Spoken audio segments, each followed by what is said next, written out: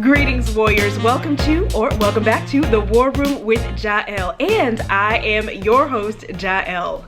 So, we have been covering personal branding, and we've talked about everything from what it is to what it is not. And for those of you who wish to check out past videos in this series, I will link them above or in the description box below.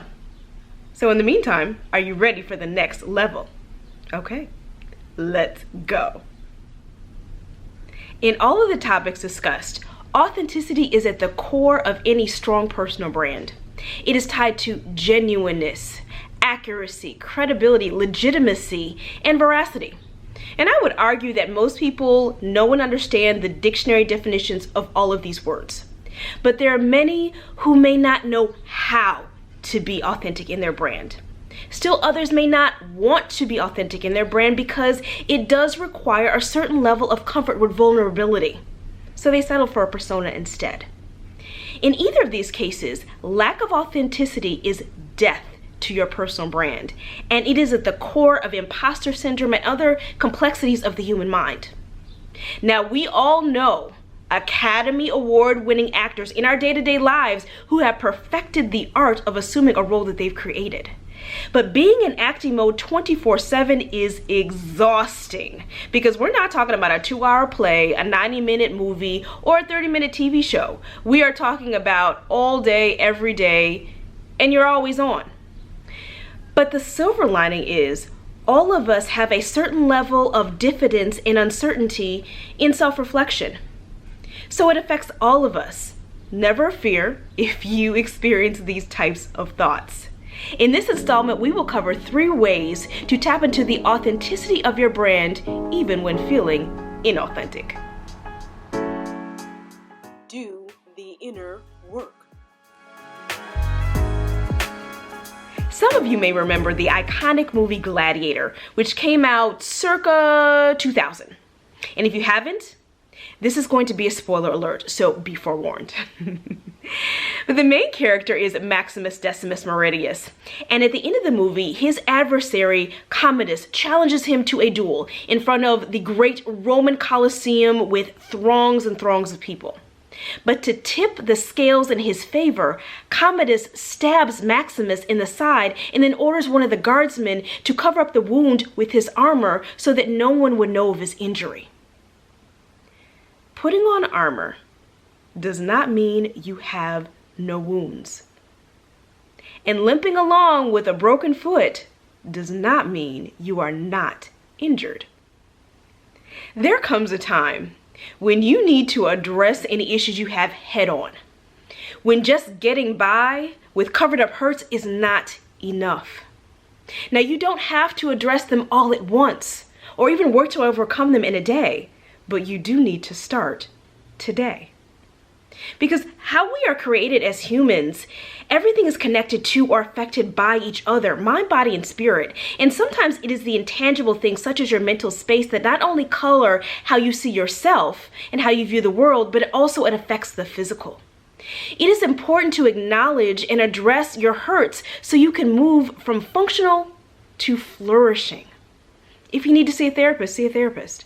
Work with a coach, lean on your family and friends for support, pray, meditate, center yourself, or do all of the above, whatever works best for you. It is a process and a journey that is yours and yours alone. Be proud of the steps you have taken and are taking because believe me, it shows.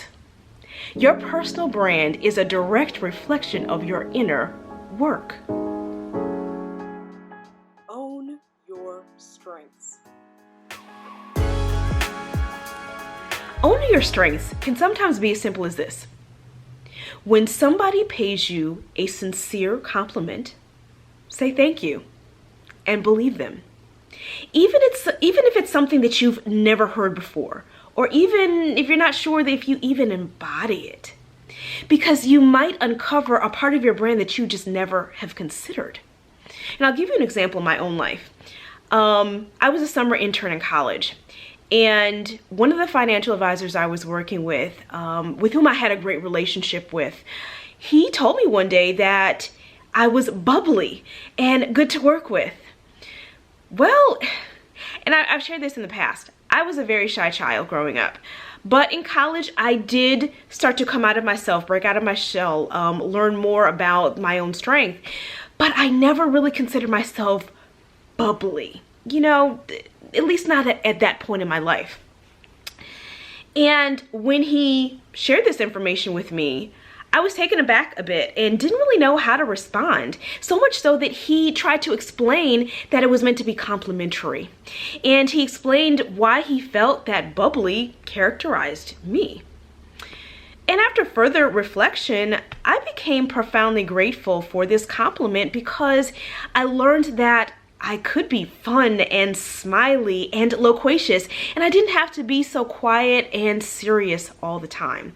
And lo and behold, a part of my brand was revealed to me through the eyes of someone else.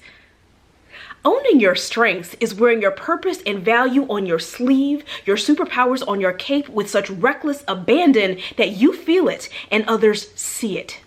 Now, this includes your flaws as well, because flaws reframed can transform into strengths. Because you are a kaleidoscope, so depending on how the light hits your flaws, they can actually look like strengths. A strong sense of self is not the absence of flaws, it is the embracing of them. And not just the acknowledgement and acceptance, but gratitude for them. Stand strong in your strengths to fortify your brand. Vulnerability is relatable. We all know Oprah Winfrey, right? Right.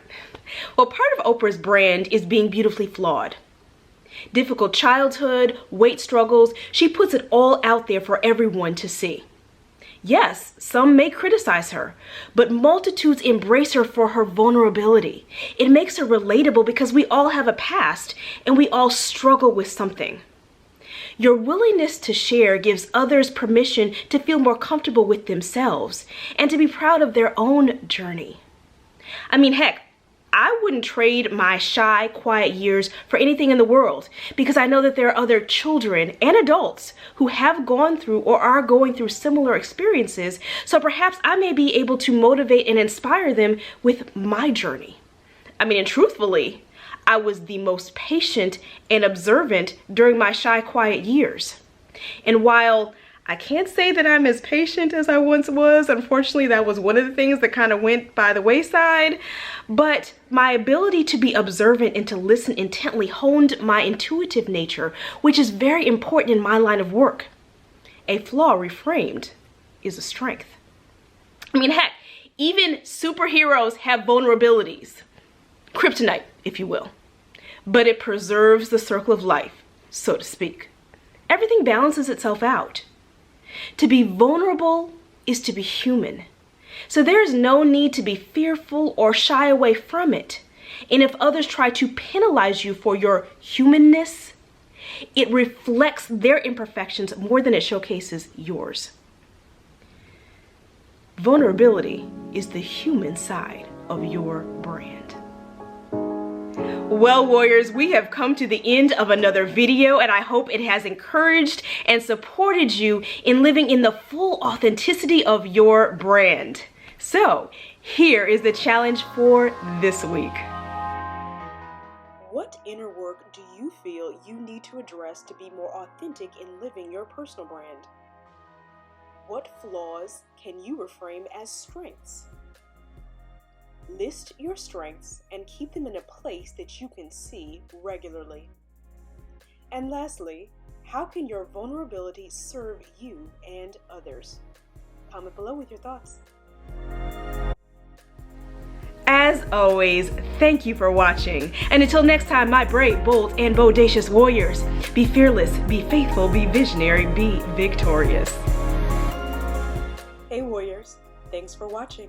Be sure to like, comment, share, and subscribe, and hit that bell notification so you never miss an upload.